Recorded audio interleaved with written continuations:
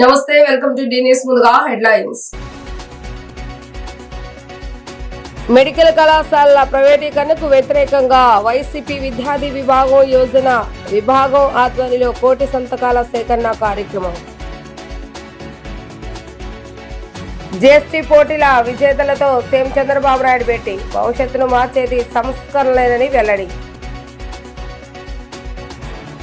ముఖ్యమంత్రి నారా చంద్రబాబు నాయుడు రాష్ట్రంలోని ప్రతి ఒక్కరి ఆరోగ్యానికి ఎంతో ప్రాధాన్యత ఇస్తున్నారన్న తూర్పు నియోజకవర్గ ఎమ్మెల్యే గద్దె రామ్మోహన్. ముఖ్యమంత్రి సహాయ నిధి ద్వారా ప్రతి నెల లక్షల రూపాయల చెక్కులను మంజూరు చేస్తున్నామని వెల్లడి. మెడికల్ కళాశాలల ప్రైవేటీకరణకు వ్యతిరేకంగా వైసీపీ విద్యార్థి విభాగం యోజన విభాగం ఆధ్వర్యంలో కోటి సంతకాల సేకరణ కార్యక్రమాన్ని నిర్వహించారు. ఈ కార్యక్రమంలో ముఖ్య అతిథులుగా ఎన్టీఆర్ జిల్లా వైసీపీ అధ్యక్షులు దేవినేని అవినాష్, సీనియర్ నాయకులు కడియాల బుచ్చిబాబు, యువజన విభాగం జిల్లా అధ్యక్షులు కొరవి చైతన్య పాల్గొన్నారు. ఈ సందర్భంగా వారు మాట్లాడుతూ పటమట హైస్కూల్ రోడ్డు సమీపంలోని చిల్లీస్ 4 రోడ్ల జంక్షన్ వద్ద కోటి సంతకాల సేకరణ కార్యక్రమాన్ని నిర్వహించినట్లుగా చెప్పారు. ఈ కార్యక్రమానికి ప్రజల నుంచి విశేష స్పందన లభిస్తుందని అన్నారు. ప్రజల వద్దకు వెళ్లి మెడికల్ కళాశాల ప్రైవేటీకరణ గురించి వివరిస్తే కూటమి ప్రభుత్వం తీరుపై తీవ్ర ఆగ్రహాన్ని వ్యక్తం చేస్తున్నారని గుర్తు చేశారు. విద్యను పేదలకు దూరం చేయడానికి కూటమి ప్రభుత్వం పన్నాగం పన్నిందని అన్నారు. గత జగన్ ప్రభుత్వం మెడికల్ కళాశాలలు కట్టి పేద విద్యార్థులకు మంచి విద్యను అందిస్తే నేటి ప్రభుత్వం దానిని దూరం చేస్తుందని అన్నారు.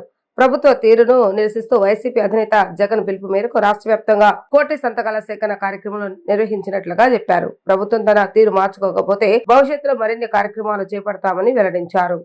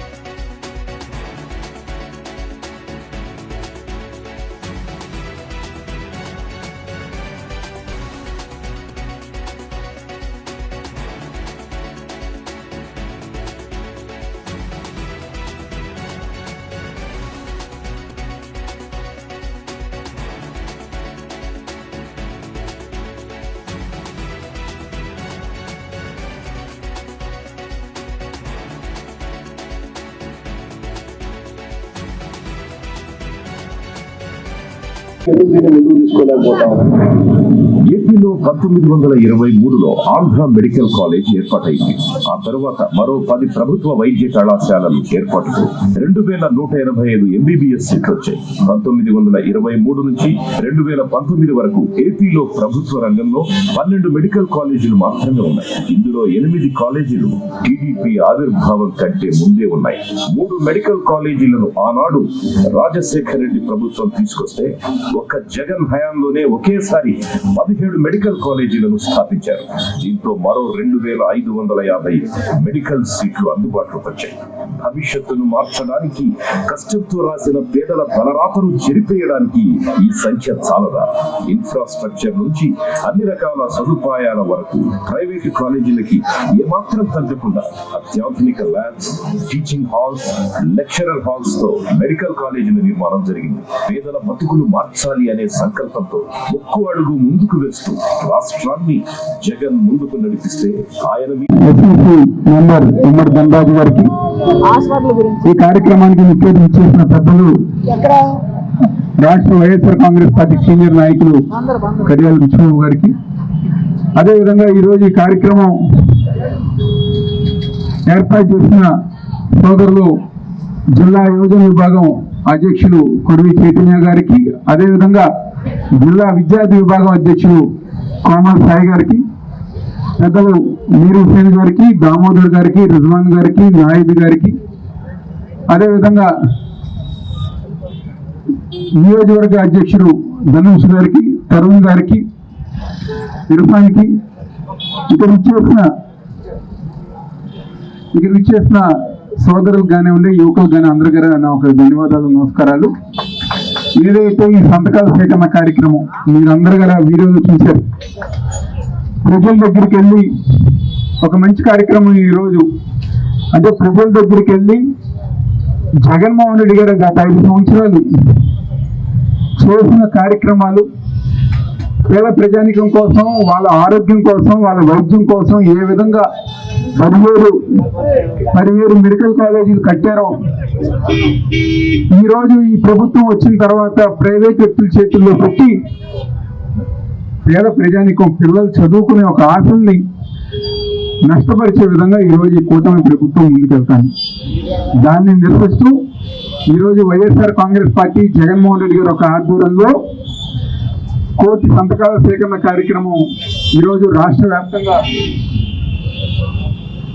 వ్యాప్తంగా ప్రారంభించడం జరిగింది. ఈరోజు జిల్లా యోజన విభాగం, విద్యార్థి విభాగం ఒక మంచి కార్యక్రమం చేపట్టారు. అదేవిధంగా రాబోయే రోజుల్లో కూడా ఇదే విధమైన కార్యక్రమాలు యోజన విభాగం, విద్యార్థి విభాగం భవిష్యత్తులో మార్చేది సంస్కరణలేనని ముఖ్యమంత్రి చంద్రబాబు నాయుడు అన్నారు. మారుతున్న కాలానికి అనుగుణంగా సంస్కరణలు తీసుకురావాల్సిన అవసరం ఉందని చెప్పారు. జీఎస్టీ సంస్కరణలపై రాష్ట్ర ప్రభుత్వం ప్రతిష్టాత్మకంగా నిర్వహించిన సూపర్ జీఎస్టీ సూపర్ సేవింగ్స్ ప్రచారంలో భాగంగా విద్యార్థులకు నిర్వహించిన పోటీల్లోని విజేతలు శుక్రవారం ముఖ్యమంత్రిని రాష్ట్ర సచివాలయంలో కలిశారు. 13 ఉమ్మడి జిల్లాలకు చెందిన 17 మంది విద్యార్థులకు విజేతలుగా నిలిచారు. ఈ సందర్భంగా విజేతలకు సీఎం చంద్రబాబు సర్టిఫికేట్లను అందించారు. ఈ సందర్భంగా ముఖ్యమంత్రి చిన్నారులతో కాసేపు ముచ్చటించారు. కేంద్ర ప్రభుత్వం తెచ్చిన జీఎస్టీ సంస్కరణ వల్ల కలిగే ప్రయోజనాలను అర్థం చేసుకున్నారా అని వారిని సీఎం అడిగారు. నిత్యావసరాల్లోని చాలా వస్తువులు 0%, 5% స్లాబ్ పరిధిలోకి వస్తున్నాయని, దీనివల్ల చాలా వరకు ధరలు తగ్గుతాయని విద్యార్థులు చెప్పారు. జీఎస్టీ వంటి సంస్కరణలను అర్థం చేసుకుని వాటిపై ఎస్సీ రైటింగ్ కాంపిటీషన్లు, పెయింటింగ్, ఉపన్యాస పోటీల్లో పాల్గొనడం, వాటిల్లో విజేతలుగా నిలవడం అభినందించదగ్గ విషయమని ముఖ్యమంత్రి అన్నారు. ఈ కార్యక్రమంలో విద్యాశాఖకు చెందిన ఉన్నతాధికారులు పాల్గొన్నారు. ముఖ్యమంత్రి నారా చంద్రబాబు నాయుడు రాష్ట్రంలోని ప్రతి ఒక్కరి ఆరోగ్యానికి ఎంతో ప్రాధాన్యత ఇస్తున్నారని తూర్పు నియోజకవర్గ ఎమ్మెల్యే గద్దె రామ్మోహన్ అన్నారు. శుక్రవారం ఉదయం తూర్పు నియోజకవర్గ పరిధిలోని 2వ డివిజన్ గుండెల సెంటర్ లో వైద్య ఖర్చుల నిమిత్తం ముఖ్యమంత్రి సహాయ నిధి CMRF నుంచి 30 మందికి మంజూరైన 37,35,594 రూపాయల విలువైన చెక్కులను ఎమ్మెల్యే గద్దె రామ్మోహన్ స్వయంగా లబ్ధిదారులకు పంపిణీ చేశారు. సందర్భంగా ఎమ్మెల్యే గద్దె రామ్మోహన్ మాట్లాడుతూ పేదల ఆరోగ్యానికి ముఖ్యమంత్రి నారా చంద్రబాబు నాయుడు అధిక ప్రాధాన్యత ఇస్తున్నారని చెప్పడానికి ముఖ్యమంత్రి సహాయ నిధి ద్వారా ప్రతి నెల లక్షల రూపాయల చెక్కులను మంజూరు చేయడమే విదూరమని చెప్పారు.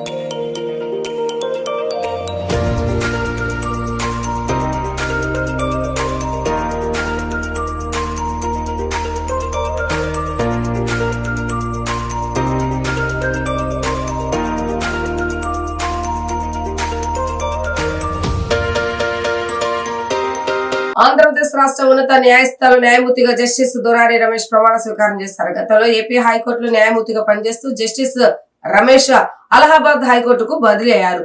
మరలా హైకోర్టుకు న్యాయమూర్తిగా తిరిగి బదిలీ అయ్యారు. ఈ మేరకు శుక్రవారం హైకోర్టు మొదటి కోర్టు హాల్లో జరిగిన కార్యక్రమంలో హైకోర్టు ప్రధాన న్యాయమూర్తి జస్టిస్ ధీరజ్ సింగ్ ఠాకూర్ జస్టిస్ రమేష్ చే న్యాయమూర్తిగా ప్రమాణం చేయించారు. గతంలో ఏపీ హైకోర్టులో న్యాయమూర్తిగా పనిచేస్తూ జస్టిస్ రమేష్ అలహాబాద్ హైకోర్టుకు బదిలీ అయ్యారు. మరలా ఏపీ హైకోర్టుకు న్యాయమూర్తిగా తిరిగి బదిలీ కావడంతో ఆయనతో చీఫ్ జస్టిస్ ధీరజ్ సింగ్ ఠాకూర్ న్యాయమూర్తిగా ప్రమాణం చేయించారు. ఈ కార్యక్రమంలో పలువురు హైకోర్టు న్యాయమూర్తులు, high court advocate general Dammalapati Srinivas, అదనపు సొలిసిటర్ జనరల్ ధనుంజయ్, అదనపు advocate general I Sambasiva Pratap, register general YVSBG Padasarathi, high court bar association అధ్యక్షులు K Chidambaram, AP bar council అధ్యక్షులు N Dwarakanath Reddy, public prosecutor, పలువురు రిజిస్ట్రార్లు, బార్ అసోసియేషన్, బార్ కౌన్సిల్ ప్రతినిధులు తదితరులు పాల్గొన్నారు.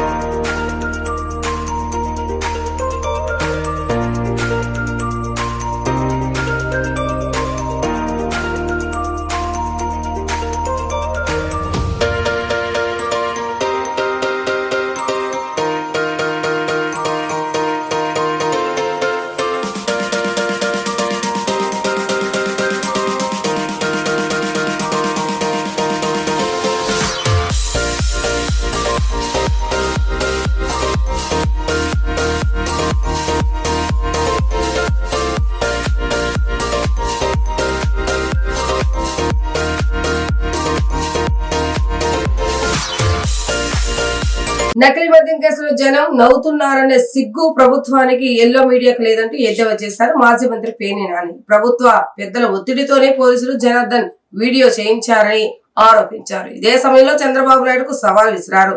బార్లలో జరుగుతున్న అవినీతిని బయటపెట్టే దమ్ముందా అని ప్రశ్నించారు. బార్లో విక్రయించే మద్యం ఎక్కడదో లెక్క తేల్చేందుకు ఎల్లో మీడియా సైతం సిద్ధమా అని సవాల్ చేశారు. వైసీపీ రాష్ట్ర కార్యాలయంలో ఏర్పాటు చేసిన విలేకరుల సమావేశంలో మాజీ మంత్రి పేర్ని నాని మాట్లాడుతూ బార్లో నెలకు 5 కోట్ల భారీ అవినీతి జరుగుతుందని సంచలన ఆరోపణ చేశారు. కూటమి నేతలు అసత్య ప్రచారం చేస్తున్నారని, నకిలీ మద్యాన్ని కవర్ చేయడం తెలియక ఎల్లో మీడియా చచ్చిపోతుందంటూ ఎద్దేవా చేశారు. ఒక రాష్ట్ర ముఖ్యమంత్రికి వేరే విషయాలు ఏమీ లేనట్టు బ్రాందీ సీసాల మీద క్యూఆర్ కోడ్ పెడుతున్నామని చెప్పని ప్రెస్ మీట్ పెట్టి చెప్పేటంత ఖాళీగా ఉన్నాడు నారా చంద్రబాబు నాయుడు గారు.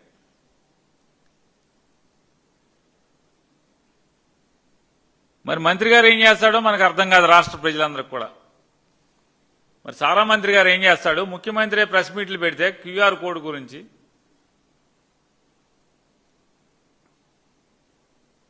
ఆ సారా మంత్రి గారు ఇంకా గొప్పోడు. విలేకరులను తీసుకుని బ్రాందీ కోట్లకి వెళ్లి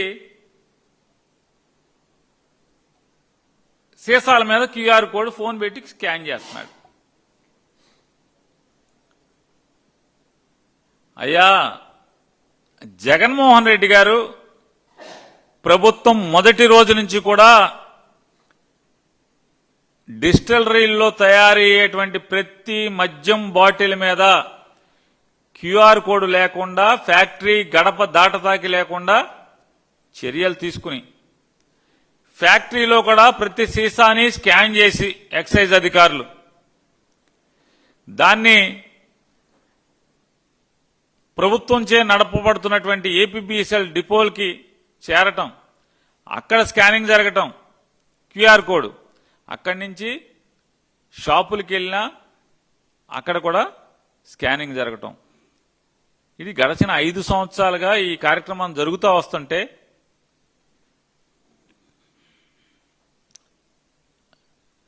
మరి మీరే కనిపెట్టినట్టు ఇవాళ ఏంటి? నారా చంద్రబాబు నాయుడు గారు ముఖ్యమంత్రిగా, కొల్లు రవీంద్ర గారు సారా మంత్రిగా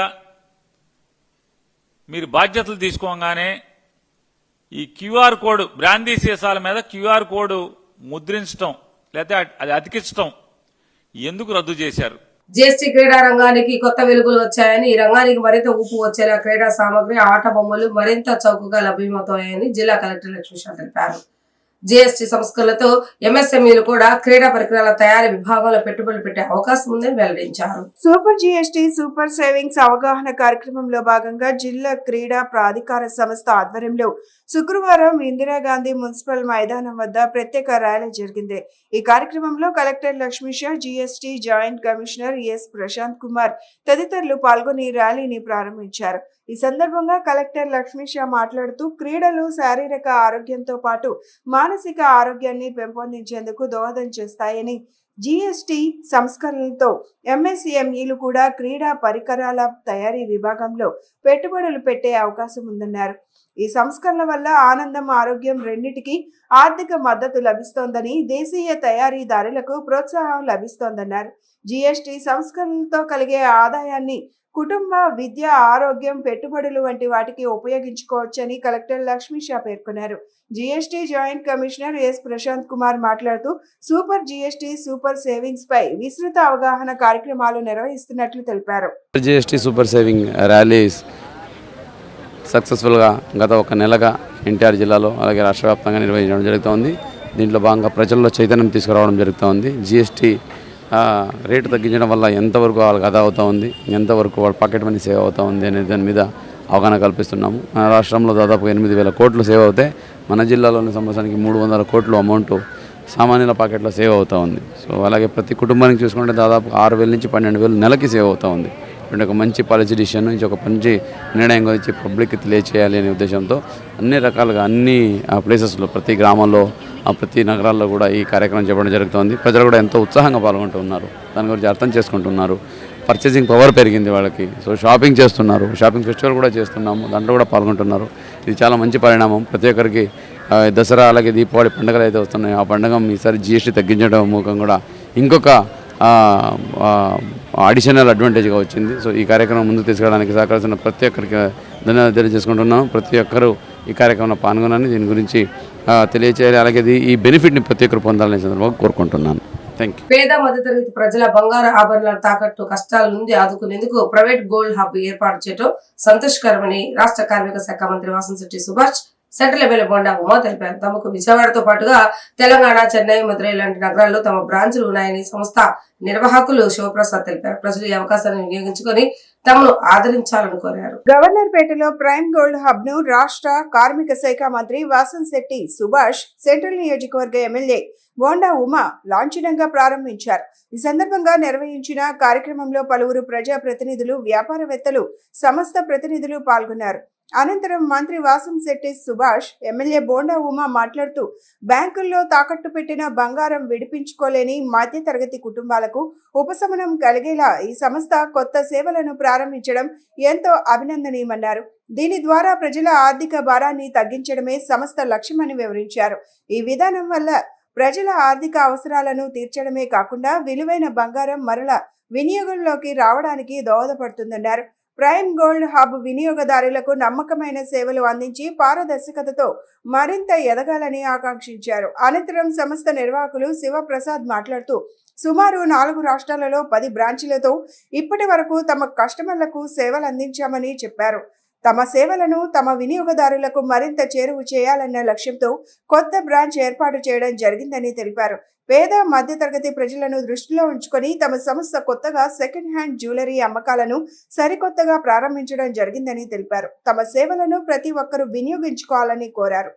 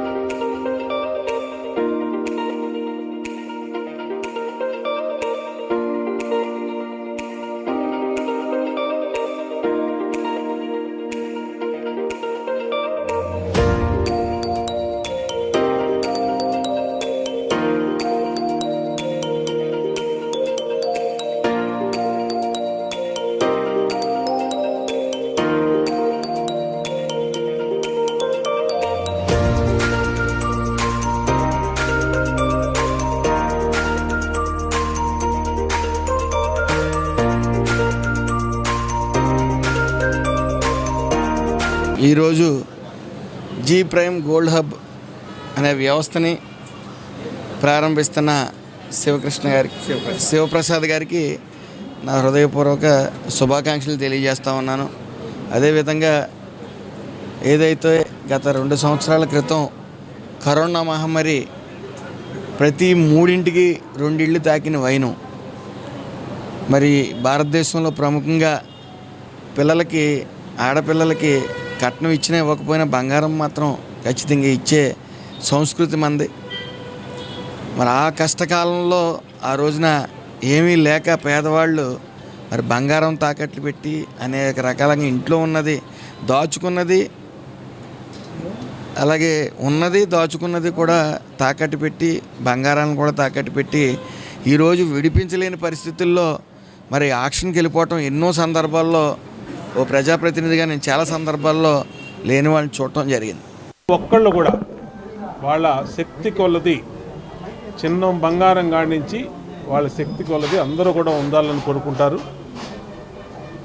భారతీయుల సాంప్రదాయం పండగలకి పబ్బాలకి ముఖ్యంగా దసరా, దీపావళి, కార్తీక మాసం ఇలాంటి వాటిల్లో ప్రతి ఒక్కళ్ళు కూడా ఎంతో కొంత బంగారం కొని ఆ అమ్మవారికి దగ్గర పెట్టుకొని పూజ చేసుకొని అలంకరించుకొని ఆభరణాలు వేసుకోవటం అనేది మన పూర్వీకుల నుంచి వచ్చినటువంటి ఆనవాయితీ సాంప్రదాయం. ఇవాళ గోల్డ్ రేటు మరి విపరీతంగా పెరిగిపోతాం. దాదాపు గ్రాము 10 గ్రాములు ఇవాళ గ్రాము 13,500 వెళ్ళిపోయింది. అలాగే సామాన్యులకు అందుబాటు లేని పరిస్థితి కూడా వచ్చింది. ఇలాంటి సందర్భంలో ఇమిటేషన్ జ్యువెలరీ వచ్చింది. ఇమిటేషన్ జ్యువెలరీలో మరి స్వయంగా బంగారు ఆభరణాలు పెట్టుకున్నట్టే ఇవాళ ఇమిటేషన్ జ్యువెలరీ వచ్చింది. అందరికీ నమస్కారం అండి. విజయవాడ ప్రేక్షకులందరికీ, నాది విజయవాడే. నా పేరు సంగంరెడ్డి శివప్రసాద్. ఇది ప్రైమ్ గోల్డ్ అప్ కంపెనీ అండి. ప్రైమ్ గోల్డ్ అప్ కంపెనీ అంటే బంగారం తాకట్లో ఉంది విడిపించుకుంటామండి. ఈరోజు మార్కెట్ ధరకి చాలామంది అవసరాలకి డబ్బుల గురించి తాకట్టు పెట్టి విడిపించుకోలేక ఆక్షన్కి వెళ్ళిపోతే వాళ్ళకి సివిల్ స్కోర్ అది ఇబ్బంది అవుతుందని ఇబ్బంది పడతారు. అదే మా దగ్గరికి వస్తే కనుక ఇదే రోజు మేము తాకట్లో ఉన్న బంగారం విడిపించి మేము మార్కెట్ ధరకి ఆన్లైన్ ధరకి కొంటాము. ఎంత ఆన్లైన్ ట్రాన్స్ఫర్ జరుగుతుంది. ఇది ఏపీ, తెలంగాణ, చెన్నై, మదురై 4 స్టేట్స్లో జరుగుతుందండి. మొత్తం 10వ బ్రాంచ్ ఇది ఓపెన్ చేశాము. నేను పుట్టి పెరిగింది విజయవాడలోనే. విజయవాడలో పెద్ద బ్రాంచ్ పెట్టాలని ఇక్కడ 2 టౌన్లో పెట్టడం జరుగుతుంది. దీన్ని ప్రేక్షకులందరూ ఆదరించాల్సి కోరుతున్నాను. అందరికీ బంగారం అంటే ఎంత ఇష్టమో మనందరికీ తెలుసు. కానీ అవి ఎలాంటి పరిస్థితుల్లో మనం బంగారం కొనుక్కుంటామో, అమ్మాలి, తాకట్టు పెట్టాలి అని ఎవరు కొనుక్కోరు. బట్ ఏంటంటే నీడ్ కోసమే మనం తాకట్టు పెట్టుకుంటాం. కొన్ని సందర్భాలలో ఏంటంటే అవి వడ్డీలు కట్టి కట్టి కట్టి చాలామంది వదిలేస్తూ ఉంటారు. అలాంటి ఒక సమస్య నుంచి మాకు వచ్చిన ఐడియా ఇది. ఎవరైతే విడిపించుకోలేక బాధపడుతున్నారో వాళ్ళందరికీ మేము ఉన్నాము అంటూ ప్రైమ్ గోల్డ్ ముందుకు వస్తుంది. ఎవరైతే బంగారం తాకట్లో ఉందో, ఎవరైతే విడిపించుకోలేకపోతున్నారో మాకు కనుక కాల్ చేస్తే కనుక మేము అదే రోజు వాళ్ళ దగ్గరికి వెళ్ళి ప్రాపర్ ప్రొసీజర్ అంతా ఎక్స్ప్లెయిన్ చేస్తాం. వాళ్ళకి గనక ఇష్టమైతే మా కంపెనీ తరపు నుంచి లోన్ క్లియర్ చేసి ఆ రోజు ఉన్న మార్కెట్ ధరకి మేము కొని రిమైనింగ్ అమౌంట్ అన్నది వాళ్ళకి అందించడం అన్నది జరుగుతుంది. ఇదంతా ఇప్పటికీ చాలా మంది కస్టమర్లు మాకు ఇంకా ఎదగడానికి ఇంత ప్రోత్సహించారు కాబట్టి ఇన్ని బ్రాంచెస్ స్టార్ట్ చేయగలుగుతున్నాం. ఇప్పటికీ మా బ్రాంచెస్ అన్నవి హైదరాబాద్ జూబ్లీ హిల్స్, తెలంగాణ, తమిళనాడు టీ నగర్, మదురై మీనాక్షి గుడి దగ్గర ఉంది. ఇంకా విజయవాడ 1 టౌన్లో ఉంది. ఇది విజయవాడ 2nd బ్రాంచ్ అండి. ప్రభుత్వ మెడికల్ కాలేజీలో మెడికల్ సీట్లు తక్షణమే పెంచాలని నీట్ పేరెంట్స్ అసోసియేషన్ ముఖ్యమంత్రికి విజ్ఞప్తి చేస్తుంది. ప్రైవేట్ మెడికల్ కాలేజీలో యాజమాన్యపు ఫీజులు దోపిడీని అరికట్టాలని ప్రభుత్వానికి విజ్ఞప్తి చేస్తుంది. నీట్ పేరెంట్స్ అసోసియేషన్ ఆంధ్రప్రదేశ్ ఆధ్వర్యంలో ప్రభుత్వ మెడికల్ కాలేజీలో మెడికల్ సీట్లు తక్షణమే పెంచాలని గాంధీనగర్ ధర్నా చౌక్ వద్ద నిరాహార దీక్ష చేపట్టారు. ఈ సందర్భంగా రాష్ట్ర అధ్యక్షులు శ్రీనివాసరావు మాట్లాడుతూ, మన రాష్ట్ర విద్యార్థులు నీట్ లో మంచి ర్యాంకులు సాధించినా కూడా సీటు పొందకపోవడం వల్ల మనోవేదనకు గురయ్యారని ఆవేదన వ్యక్తం చేశారు. వాళ్ళ ఆవేదన చూడలేక తల్లిదండ్రులైన తాము రిలే నిరాహార దీక్ష చేపట్టామని తెలియజేశారు. పక్క రాష్ట్రంలో 390 మార్కులకే ఎంబీబీఎస్ సీటు వస్తుందని, కానీ మన రాష్ట్రంలో 490 మార్కులు వచ్చినా కూడా ఎంబీబీఎస్ సీటు పొందలేకపోతున్నారని అన్నారు.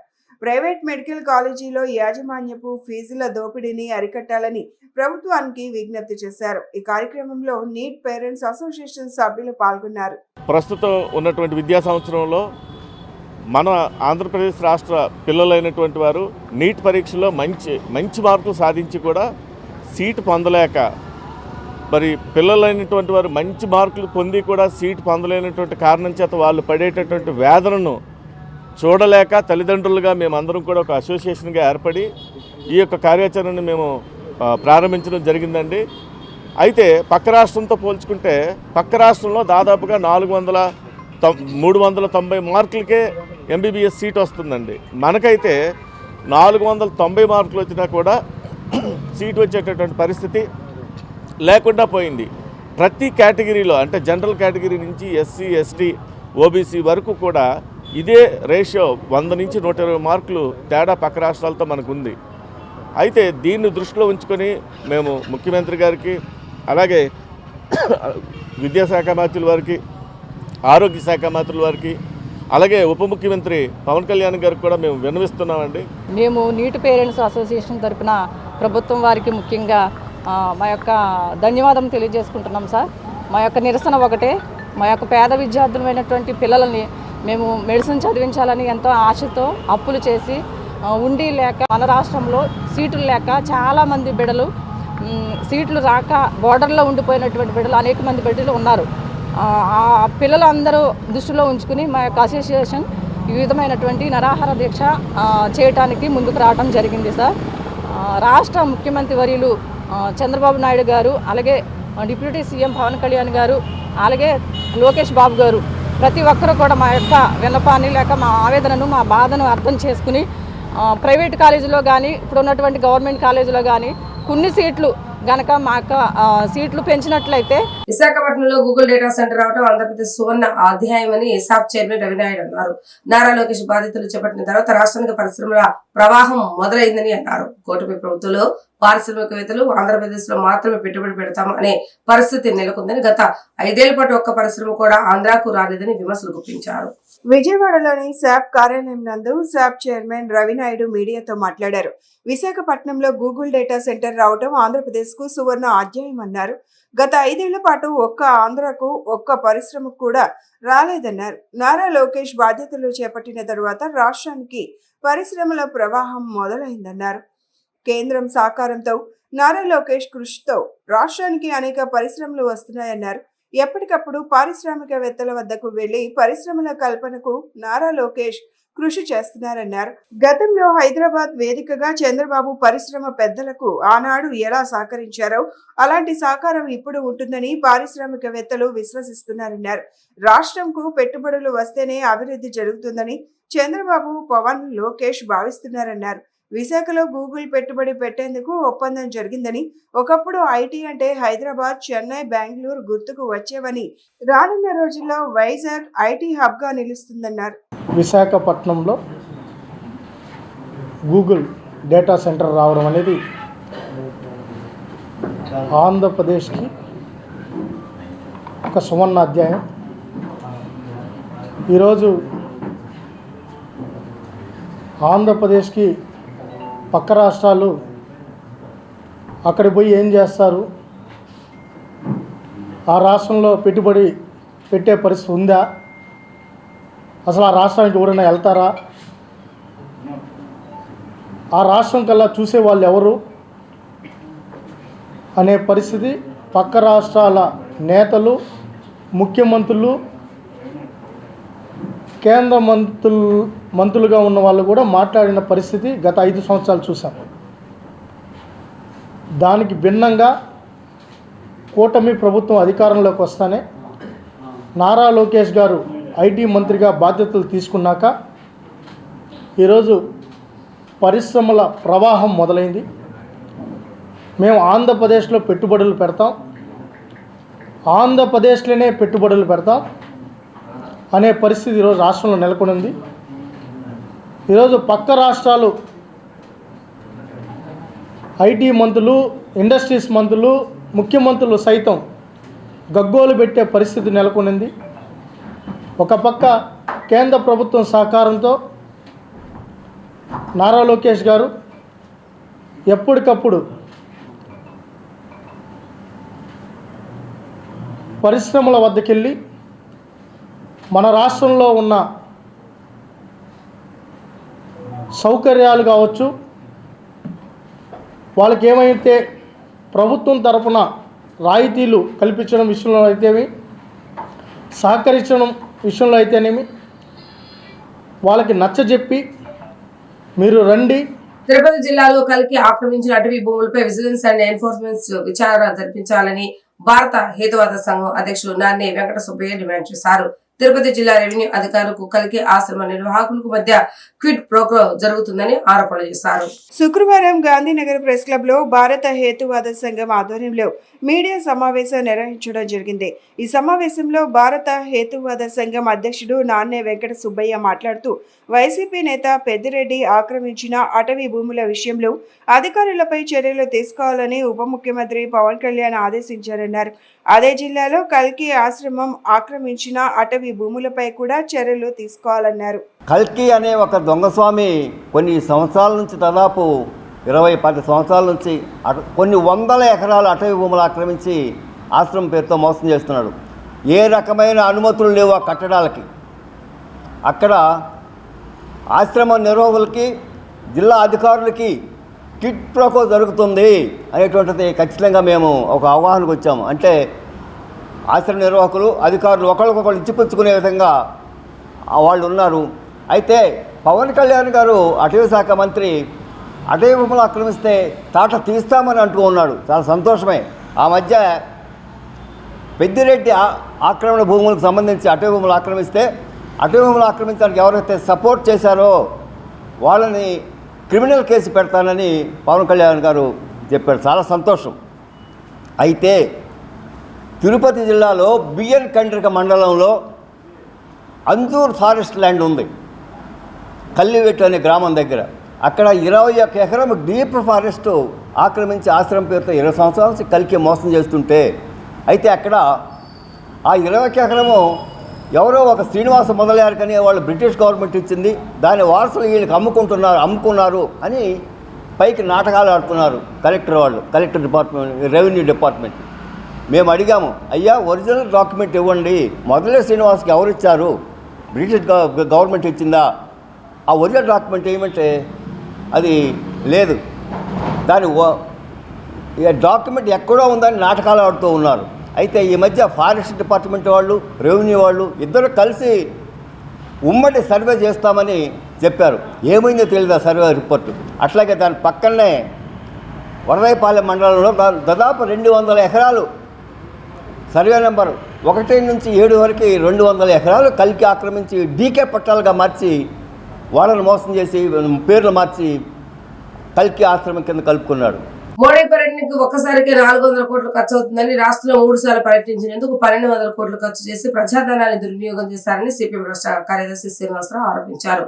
మోడీ పర్యటనలో ఒకరికి ఒకరు కోరుకోవడానికి సమయం సరిపోతుందంటూ వ్యాఖ్యానించారు. మోడీ పర్యటన పేరుతో ప్రశ్నించే నేతలను అరెస్టులు చేయడం చాలా దుర్మార్గమన్నారు. ఈ అరెస్టును సిపిఎం పార్టీ తీవ్రంగా ఖండిస్తుందని చెప్పారు. కడప స్టీల్ ప్లాంట్ కి 10 ఏళ్లలో 4 సార్లు శంకుస్థాపన చేశారు తప్ప నేటికి పనులు పూర్తి కాలేదని కూటమి నేతలకు గుర్తు చేశారు. 20,000 కోట్లు రాయలసీమకు ప్యాకేజ్ ఇవ్వాలని డిమాండ్ చేసిన ₹1 కూడా ఇవ్వలేదని, దీనికి బీజేపీ రాయలసీమ నేతలు సమాధానం చెప్పాలని నిలదీశారు. కార్పొరేట్ల కోసం వేలాది మంది సంపాదనను దోచిపెడుతున్నారని అన్నారు. నిన్న మన ప్రధానమంత్రి మోడీ కర్నూలు సభలో చాలా అట్టహాసంగా సభ జరిపి మాట్లాడారు. జిఎస్టీ పండగ అనే పేరుతోటి ప్రచార ఆర్భాటం చేశారు. ఇది ప్రతిసారి 4వసారి రావటం మన రాష్ట్రానికి. వచ్చిన ప్రతిసారి ప్రధానమంత్రి వచ్చిన ప్రతిసారి 300-400 కోట్లు ఖర్చు అవుతుంది రకరకాల అరేంజ్మెంట్స్కి, ఛార్జీలకి, అన్నిటికి కలిపి. ఇప్పుడు 4 సార్లు, ఏడాదిలోనే 4 సార్లకి దాదాపు 1200 నుంచి 1500 కోట్ల దాకా ఖర్చు అయి ఉంటుంది. 1000 కోట్ల పైనే ఖచ్చితంగా. ఇంత డబ్బు ఎవరి కోసం, ఎందుకోసం వృధా చేస్తున్నది ప్రభుత్వం? ఒకవైపు డబ్బు లేదంటూ చిన్న చిన్న వాటికి కూడా ధరలు పెంచేస్తూ, ఛార్జీలు పెంచుతూ, ఇప్పుడు ఏమైనా మన రాష్ట్రానికి ఏమైనా సాధించి పెట్టాడా ప్రధానమంత్రి? యథావిధిగానే ఓకదంపుడు ఉపన్యాసం ఇచ్చి వెళ్ళారు. పరస్పర పొగడ్తలు. ఆయన పవన్ కళ్యాణ్, చంద్రబాబుని, లోకేష్ని అంతా పొగడలేక, ఆయన చచ్చిపోతే ఆయన పొగడలేక వీళ్ళు ఇంకా అసలు కింద మీద పడిపోయారు. ఆయన్ని వీళ్ళు పొగడటం, వాళ్ళని ఈయన పొగడటం, కాసేపు తెలుగులో మాట్లాడి నేను తెలుగువాడిని అనిపించుకోవాలని కాసేపు దేవుళ్ళకు మొక్కటం, ఈ రకమైనటువంటి వేషాలతోటే మొత్తం సభ అంతా పోయింది. చివరికి పాపం ఆ వచ్చిన సభలో కరెంట్ షాక్ తగిలి ఒక అబ్బాయి కూడా చనిపోయాడు, అర్జున్. ఆ అబ్బాయి గురించి పట్టించుకునే లేదు, వాళ్ళ కుటుంబం గురించి పట్టించుకోలేదు. ఈ సందర్భంగా సిపిఎం, సిపిఐ కార్యకర్తలని, నాయకులను అరెస్ట్ చేశారు. మా జిల్లా కార్యదర్శితో సహా, గౌస్ దేశాయితో సహా 15 మందిని అరెస్ట్ చేశారు. విద్యార్థి నాయకులు, ఆధ్వర్యంలో ఎక్కడో ఉన్న విద్యార్థి నాయకులను అరెస్ట్ చేశారు. ఒకరోజు ముందు నిరసన వ్యక్తం చేస్తున్న నంద్యాలలో మా కార్యకర్తలను అరెస్ట్ చేశారు. ఎందుకంత భయం వామపక్ష పార్టీల కార్యకర్తలంటే? ప్రధానమంత్రి సభకు వచ్చి గొడవ చేస్తారనే. మేము ముందు రోజే మా నిరసన తెలియజేసాం, మా అభిప్రాయాలు చెప్పాం. వార్తలు ముగించే ముందు హెడ్లైన్స్ మరొకసారి. మెడికల్ కళాశాలల ప్రైవేటీకరణకు వ్యతిరేకంగా వైసీపీ విద్యార్థి విభాగం యోజన విభాగం ఆధ్వర్యంలో 1,00,00,000 సంతకాల సేకరణ కార్యక్రమం. జీఎస్టీ పోటీల విజేతలతో సీఎం చంద్రబాబు నాయుడు భేటీ, భవిష్యత్తును మార్చేది సంస్కరణలేనని వెల్లడి. ముఖ్యమంత్రి నారా చంద్రబాబు నాయుడు రాష్ట్రంలోని ప్రతి ఒక్కరి ఆరోగ్యానికి ఎంతో ప్రాధాన్యత ఇస్తున్నారన్న తూర్పు నియోజకవర్గ ఎమ్మెల్యే గద్దె రామ్మోహన్. ముఖ్యమంత్రి సహాయ నిధి ద్వారా ప్రతి నెల లక్షల రూపాయల చెక్కులను మంజూరు చేస్తున్నామని వెల్లడి. ఇవి ఈ రోజు వార్తా విశేషాలు. మళ్ళీ తిరిగి ప్రసారమైన వార్తలో మళ్ళీ కలుద్దాం. అందరూ సెలవు. నమస్కారం.